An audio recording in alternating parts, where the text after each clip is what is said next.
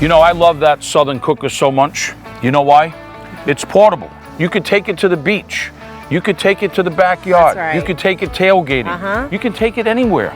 You know, a lot of people don't know that I'm an avid fisherman. There's nothing better than that fresh catch, which means right now it's time for the seafood extravaganza.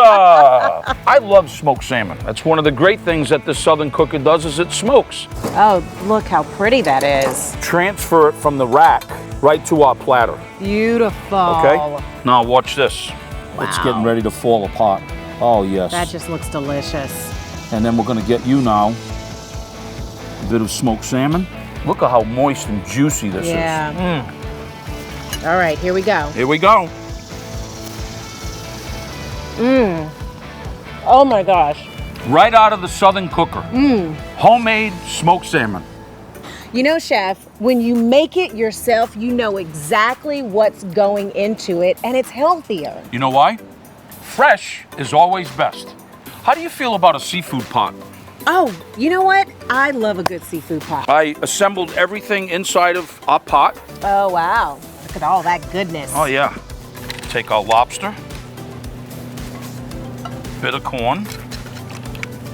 Chef, this is brilliant. So we get the charcoal going. Yeah. We put everything in the pot. Yeah. And just throw it right on the Southern cooker. Yeah, and then we're just gonna take it. Look at that. And then I have some parsley. We have a little bit of butter that would just do a little melted butter on it. Nice. And then I gotta tell you this. This I grew up on. This is Portuguese chorizo. Oh, nice. Oh, yeah. Yep. Oh. Oh, Delicious. the sea. The sea has just got me.